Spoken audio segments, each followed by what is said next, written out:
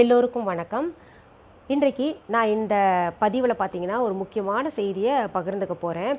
அதாவது தொடர்ந்து 4 நாளாக இந்த யூடியூப்பை திறந்தாலே பொள்ளாச்சியில் நடந்த அந்த சம்பவம் தான் எல்லா இடத்துலையும் வருது. அது மட்டுமல்ல, அந்த யூடியூப் வீடியோவில் பார்த்தீங்கன்னா அந்த பெண் கதறக்கூடிய அந்த ஒலி மட்டுமே தான் நமக்கு எல்லாருக்குமே, மொத்தத்தில் உலகத்தில் இருக்கக்கூடிய அத்தனை பெண்களாகட்டும் ஆண்களாகட்டும் அத்தனை பேருக்குமே அந்த ஒலி தான் கேட்டுக்கிட்டே இருக்குது. ஒரு நிம்மதி இல்லாத ஒரு சூழல் ஏற்பட்டிருக்கு. அந்த ஒலியை கேட்டதிலிருந்து நிறைய பேருக்கு தூக்கமே சரியாக வரமாட்டேங்குதுன்ற மாதிரி எல்லாருமே இருக்கும். அதே மாதிரி தான் எனக்கும் இருக்குது. நான் அந்த ஒளிப்பதிவை முழுசாக பார்க்கல, ஏன்னா பார்க்க முடியல. அந்த அண்ணான் அந்த பெண் சொல்ல ஆரம்பிக்கும் போதே பார்த்தீங்கன்னா அதை அப்படியே நான் ஆஃப் பண்ணிடுறேன்.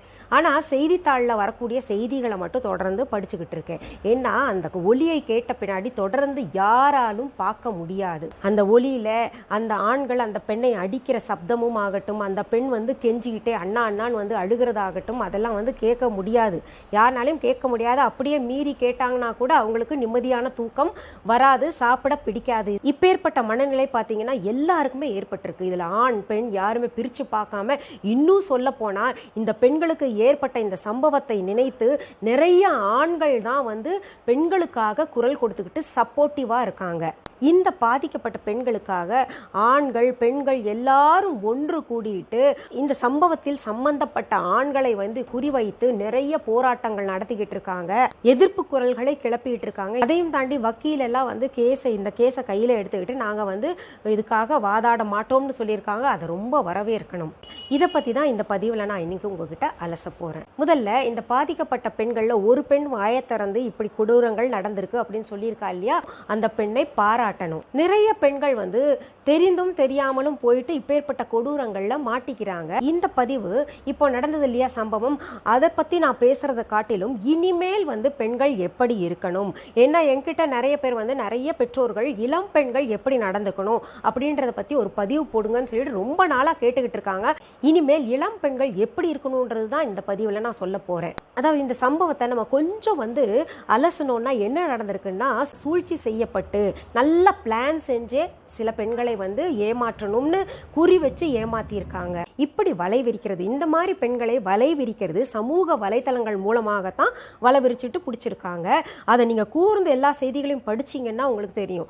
முதல்ல ஒரு பெண் போல ஒரு ஃபேக் அக்கௌண்ட் ஆரம்பிச்சுக்கிட்டு பெண்ணை போல சேட்டிங் பண்றது, அதுல பெண் தானேன்னு சொல்லிட்டு ஆப்போசிட்ல இருக்கிற பெண் பழகிடுறா, அது சேட் பண்றா. அப்புறம் கொஞ்சம் பர்சனலா வர்றாங்க, ரொம்ப நெருக்கமாயிடுறாங்க. ரொம்ப பர்சனலா இன்பாக்ஸ்ல பாத்தீங்கன்னா வேற விதமான பர்சனல் சேட்ஸ்ல கொஞ்சம் ஏடாகூடமாகவே பாத்தீங்கன்னா அவங்க சேட் பண்ணிட்டு ஒரு கட்டத்துக்கு மேல அதெல்லாம் பதிவு பண்ணி வச்சுக்கிறாங்க. ஒரு கட்டத்துக்கு மேல தான் ஆணுன்றது வெளிப்படுத்திக்கிட்டு அதுக்கப்புறம் அவங்கள அந்த சேட்ஸ் எல்லாம் இருக்கு இல்லையா, அந்த கருத்து பரிமாறிக்கிறாங்க இல்லையா, அதை வச்சுக்கிட்டு மிரட்டியே இவங்க வேலையை செய்யறாங்க. இந்த இடத்துல நான் ஒரு முக்கியமான விஷயத்த பதிவு செஞ்சே ஆகணும்.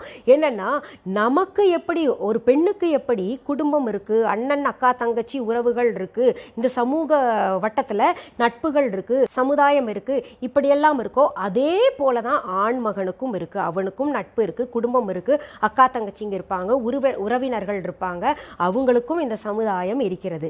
ஒரு ஆண் மகன் என்னைக்கு ஒரு பெண்ணை உன்னை இப்படி செஞ்சிருவேன், மிரட்டிடுவேன், உன்னோட வீடியோவை வெளியில காமிப்பேன் அப்படின்னு சொல்றானோ, அதே போல ஒரு பெண் துணிச்சலாக சொல்லணும். என்ன சொல்றதா இருந்தா நீ சொல்லு, உனக்கும் நட்பு இருக்கு, உறவு இருக்கு, நானும் நீ அதுல நான் மட்டும் மாட்ட போறதில்ல, நீயும் தான் மாட்ட போற, அவனும் தான் மாட்டுவான், அவனுக்கும் தான் அது பேர் கெடும். வெறும் பெண்ணுக்கு மட்டும் பேர் கெட போறது கிடையாது.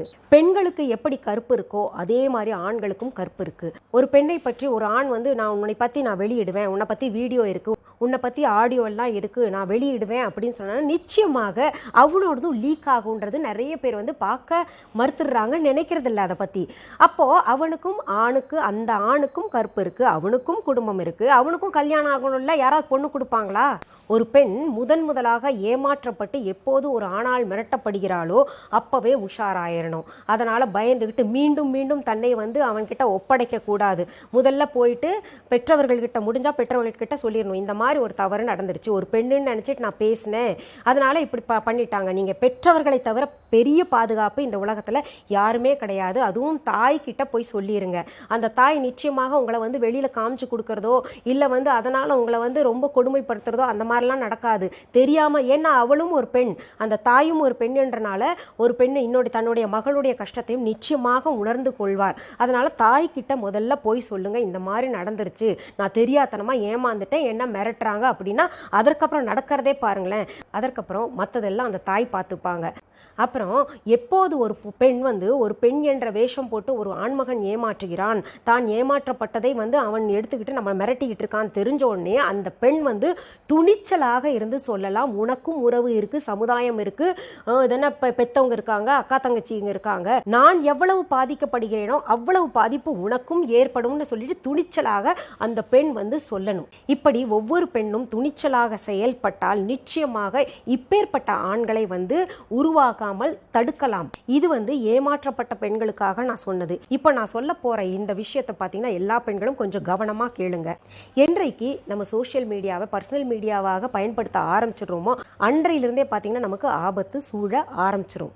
முதல்ல இந்த ஃபேஸ்புக், ட்விட்டர், இன்ஸ்டாகிராம், வாட்ஸ்அப் இதெல்லாம் பார்த்தீங்கன்னா பொதுவாக நமக்கு தேவையில்லாத ஒரு விஷயம், அதெல்லாம் குப்பைன்னு கூட சொல்லலாம். ஒரு நாளைக்கு நம்ம தூங்குற 8 மணி நேரத்தை தவிர அதிகபட்சமாக நிறைய பேர் ஒரு 8 மணி நேரம் இல்லை 6 மணி நேரமாவது நிறைய பேர் ஃபேஸ்புக்கில் இந்த மாதிரி சமூக வலைதளங்கள்லேயே உக்காந்துட்டு இருக்கிறது நம்ம பார்க்குறோம். அப்படி அதில் வீண் பொழுது கழிச்சு நம்ம வம்ப விலைக்கு வாங்குறதுக்கு பதிலாக அந்த நேரத்தை பார்த்தீங்கன்னா நமக்கானதாக உபயோகப்படுத்தணும்னு நிறைய சாதிக்கலாம். நிறைய வீட்டில் சொல்லுவாங்க, ஃபேஸ்புக்கில் இந்த மாதிரி சமூக வலைதளங்கள், இன்ஸ்டாகிராம்ல எல்லாம் நீ அக்கௌண்ட் வச்சுக்கூடாதுன்னா ஃபேக் அக்கௌண்ட். இந்த இளம் பெண்களாகட்டும் ஆண்களாகட்டும் எல்லாரும் ஆரம்பிச்சு பெற்றவர்களையே ஏமாத்துறாங்க.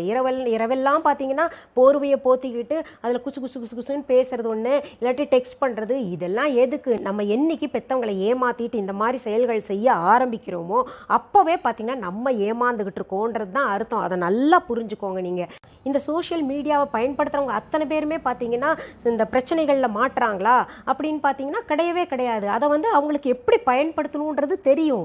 அப்படி பயன்படுத்திக்கிட்டு அதில் மாட்டாமல் சரியாக இருப்பாங்க. ஒரு பர்சனல் மீடியாவாக பர்சனல் சேட்டிங் இல்லாமல் அவங்க இருப்பாங்க. அதனால் பார்த்தீங்கன்னா அந்த சோஷியல் மீடியாவை சரியாக பயன்படுத்திட்டு இருக்கிறவங்களுக்கு ஓகே.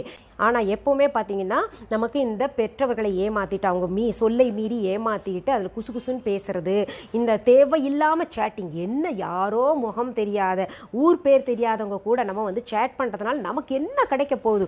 ஒரு பைசா பிரயோஜனம் கூட கிடையாது. இதை முதல்ல நல்லா புரிஞ்சுக்கோங்க. இந்த சோஷியல் மீடியா எல்லாம் பாத்தீங்கன்னா நம்ம நாட்டுல கிடையாது, வெளிநாட்டுல தான் ஆரம்பிச்சிருக்காங்க.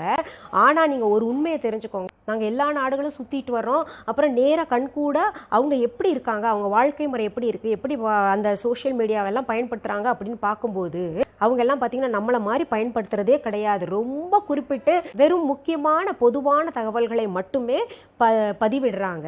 அங்க இருக்கக்கூடிய இளம்பெண்கள் ஆண்கள் எல்லாம் இந்த சோஷியல் மீடியாவை அதிகமாக பயன்படுத்தல. அவங்க எல்லாம் பாத்தீங்கன்னா படிச்சுக்கிட்டே வேலை பார்க்கறாங்க, சம்பாதிக்கிறாங்க, ரொம்ப உபயோகமாக அவங்களுடைய நேரத்தை செலவிடுகிறார்கள். ஒரு விஷயத்த சொல்லுவாங்க, நீங்க கேள்விப்பட்டிருப்பீங்க, கத்தி டாக்டர்கிட்ட இருந்தா ஆபரேஷன் பண்ண பயன்படுத்தும், அதே கத்தி கொலைக்காரன் கிட்ட இருந்தா கொலை செய்ய பயன்படுத்தும். அதே மாதிரிதான் சோஷியல் மீடியாவை நம்ம குறை சொல்லி பயன் கிடையாது. அதை பயன்படுத்துற நம்ம தான் சரியாக பயன்படுத்தணும். பக்கத்துல இருக்கிற அம்மா அப்பா தம்பி தங்கச்சி கிட்ட எல்லாம் பேசாம யாரோ ஒருத்தர்கிட்ட போயிட்டு நம்ம எதுக்கு பேசிக்கிட்டு இருக்கணும்? நமக்கு அவங்களுக்கு என்ன உறவு? தேவையே கிடையாது. நீங்க எல்லாம் இன்னைக்கு படிக்கிறீங்கன்னா அதற்கு காரணம் பெற்றவர்கள், நீங்க சாப்பிடுறீங்கன்னா அதுக்கு காரணம் பெற்றவர்கள், நீங்க உடுத்திக்கிற உடைக்கும் காரணம் பெற்றவர்கள். உங்களுக்கு ஏதாவது ஒண்ணுன்னா பாத்தீங்கன்னா உங்க உறவினர்களாகட்டும், உங்களுடைய கூட பிறந்தவங்களாகட்டும், அம்மா அப்பா, இவங்க தான் உதவிக்காக ஓடி வருவாங்க. மத்த அந்த முகம் தெரியாத அவங்க எல்லாம் பாத்தீங்கன்னா உங்களுக்கு கெடுதல் தான் செய்வாங்க. மற்றபடி இந்த முகம் தெரியாதவர்கள், இல்ல அம்மா அப்பாவை ஏமாத்தி சேட் பண்றீங்களா, அவங்களா நமக்கு சோறு போடுறாங்களா, அவங்களா நம்ம கல்வி கட்டணத்தை கட்டுறாங்க, அவங்க எல்லாம் ஒன்னும் செய்ய போறதில்ல. அதனால தயவு செஞ்சு சொல்றேன், யாருமே இனிமே ஃபேஸ்புக், ட்விட்டர், இன்ஸ்டாகிராம் இந்த போன்ற அக்கௌண்ட்டுகளை வச்சிருந்தீங்கன்னா இழுத்து மூடுங்க. பயன்படுத்த தெரியலன்னா இழுத்து மூடுங்க. அப்படி இல்லைன்னா வெறும் பொதுவான கருத்துகள் ஒரு நாளைக்கு 2 தடவை ஓபன் பண்ணுங்க. காலையில ஒரு தடவை, மாலையில ஒரு தடவை ஓபன் பண்ணிட்டு அதுக்கு நடுவில் சேட் பண்ணாதீங்க. அப்படி சேட் பண்ணிட்டு பெற்றவங்களையும் ஏமாத்திட்டு உங்களையும் ஏமாத்திட்டு இந்த காதல் கத்திரிக்காய் இதிலெல்லாம் போய் மாட்டாதீங்க. இதெல்லாம் நமக்கு தேவையில்லை. படிக்கிற பிள்ளைங்களுக்கு எதுக்கு இதை பயன்படுத்துறவங்களும் இருக்காங்க. ஆனா அவங்களுக்கு தெரியும் எப்படி பயன்படுத்தணும், ஆண்கள் கிட்ட எப்படி பழகணும் அப்படின்ட்டு. இப்போ பொள்ளாச்சி சம்பவத்திலேயே பாத்தீங்கன்னா அவன் தெரியாம பழகிட்டு அவன் அந்த பெண்ணை மிரட்டிட்டு இங்க வா அங்க வான்னு கூப்பிடுறான். எதுக்கு? தேவை, போக வேண்டாம், தேவையில்லை, என்ன பண்றான்னு பாத்துக்கலாம். இந்த இளம் பெண்கள் எதனால பயந்துகிட்டு போறாங்கன்றது இந்த இடத்துல முக்கியமாக ஒரு விஷயத்தை நம்ம கவனிக்கணும். இது பாத்தீங்கன்னா இது வெளியில தெரிஞ்சதுன்னா நம்ம பக்கத்து வீட்டுக்காரங்க என்ன சொல்லுவாங்க, நம்ம சொந்தக்காரங்க என்ன சொல்லுவாங்க, இந்த சமுதாயம் என்ன சொல்லும், நம்ம வீட்டுல அம்மா அப்பா என்ன திட்டுவாங்களோ, நம்மளை வந்து சொல்லி சொல்லி காமிப்பாங்களோ, திட்டுவாங்களோ, அடிப்பாங்களோ, இல்ல வந்து கேலி பேசுவாங்களோ அப்படின்னு நினைச்சுக்கிட்டு இருக்காங்க இல்லையா? அந்த மாதிரி செய்யக்கூடாது. இதுக்காக பயந்துகிட்டு இந்த மாதிரி பல பெண்கள் பாத்தீங்கன்னா பல பேர்கிட்ட போய் மாட்டிக்கிட்டு எவ்வளவு அவஸ்தைப்படுறாங்க. அதை வந்து இன்னைக்கு நம்மளால சகிச்சுக்க முடியுதா? கேட்க முடியுதா? கேட்க முடியாது. இன்னைக்கு பார்த்து நம்ம அவங்கள பார்த்து பாவம்னு சொல்றோம் இல்ல, அதே மாதிரிதான் ஒரு பெண் வந்து ஒரு துன்பத்தை, அவளுடைய இதை வந்து கஷ்டத்தை வந்து நம்ம கிட்ட சொல்றான்னா அவளுக்கு சப்போர்ட்டிவா இல்லைன்னா கூட அவளை கிண்டல் பண்ண வேண்டாம் நம்ம.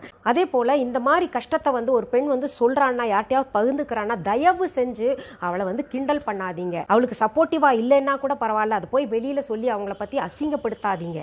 இதை பார்த்துக்கிட்டு இருக்கிற பெண்கள், உங்களுக்கு இந்த மாதிரி யாருக்காவது ஒரு மிரட்டல் இல்லை வந்து ஏதாவது இருந்ததுன்னா அதை நிச்சயமாக பெற்ற தாய்கிட்ட மட்டும் ஃபஸ்ட்டு சொல்லுங்கள். தாய் இதை பார்த்துக்கிட்டு இருக்கிற தாய்கிட்டே நான் வேண்டி கேட்குறது என்னென்னா, அந்த பெண் வந்து சொன்னான்னா அதுக்காக திட்டாமல் அதுக்கடுத்தது என்ன செய்யலாம் அப்படின்றது வந்து செஞ்சுட்டு அந்த பெண்ணை மேற்கொண்டு பாதுகாக்க வேண்டியது உங்களுடைய கடமை. யாருடைய மிரட்டலுக்கும் இனிமே வந்து அடிபணிஞ்சு போகாதீங்க. தன்னை வந்து ஒப்படைக்காதீங்க எந்த ஆண்மகன் கிட்டையும். என்ன ஆனாலும் பரவாயில்ல, எந்த ஒரு சூழ்நிலையிலையும் பெண்கள் வந்து துணிஞ்சு இருங்க. நமக்கு பார்த்தீங்கன்னா நிறைய ஆண்கள் சப்போர்ட்டிவா இருக்காங்க. பிற பெண்களாகட்டும் ஆண்களாகட்டும் எல்லாத்திட்டையும் ரொம்ப ஜாக்கிரதையா பழகுங்க. படிக்கிற பருவத்தில் படிப்பில் மட்டும் கவனமா இருங்க. பெற்றோர் சொல்லை கேளுங்க.